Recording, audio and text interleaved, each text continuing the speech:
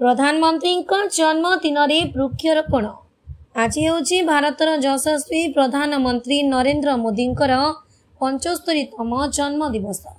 यही दिवस को सारा देश धूमधाम रे पालन करुथिबा बेले सारा ओडिशा रे एक पेड़ माँ के नाम रे वृक्षरोपण कार्यक्रम अनुष्ठित हेउअछि।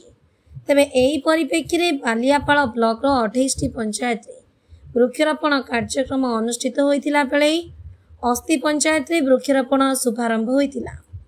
अस्ति बाईपास रोड ठारू सुवर्णरेखा पोल पर्यंत रास्तार दुई पार्श्व रे 500 चारा रोपण करा जाइतिबा बेले बालियापाल गोष्ठी उन्नयन अधिकारी राधारंजन दास, सरपंच तृप्तिलेखा जेना, समिति सभ्य हरप्रिया पात्र, तहसीलदार ज्योत्स्नाराणी नायक, अतिरिक्त गोष्ठी उन्नयन अधिकारी शरद मुदुली, भारप्राप्त CDPO DSW ADM Hemant Singh प्रमुख उपस्थित रही।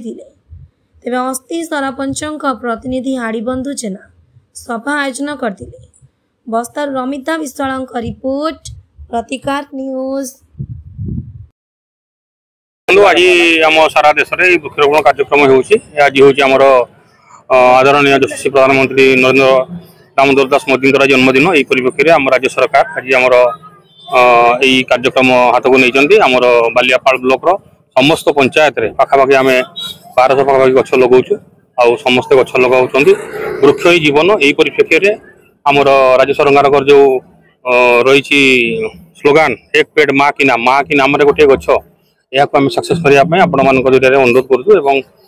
स्कूल छात्र छात्री तथा सरपंच अन्य प्रतिनिधि आमर एडीएम सार समस्त आम अच्छु यही कार्यक्रम को सफल करूँ। से परिप्रेक्षी में आमर चिंताधारा अच्छी कार्यक्रम कर ओडिशा रे आज भारत वर्षर यशस्वी प्रधानमंत्री नरेंद्र मोदी जन्मदिन उपलक्षे ओडिशा रे मोहन सरकार 75 लाख गछ लगेबार निष्पत्ति। जो 75 लाख गछ बालियापाल ब्लॉक रे बालेश्वर जिले में 2.5 लाख बालियापाल ब्लॉक समस्त पंचायत में 500 गछ एवं इंडस्ट्री तरफ प्रत्येक रेवेन्यू विलेज 150 गछ लगेबार आज व्यवस्था है।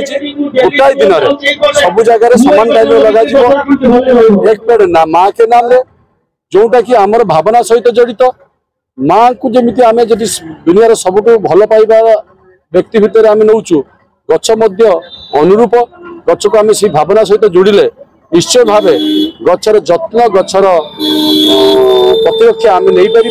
जहाद्वारा आज जो ग्लोबल वार्मिंग सृष्टि होती आम मुक्ति पाइबा सहित आम भारत वर्ष ओडिशार आमर ब्लॉक गछ लगेबार आम 1 नंबर हवा।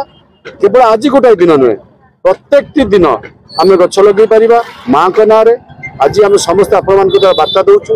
जो मैंने जो था ना कहते आम प्रत्येक माँ के ना गोटे गछ लगेगा प्रत्येक वर्ष गोटे माँ के ना गोटे गछ लगेगा जहाँकि सुंदर संदेश जीव आमर अंचलवासी।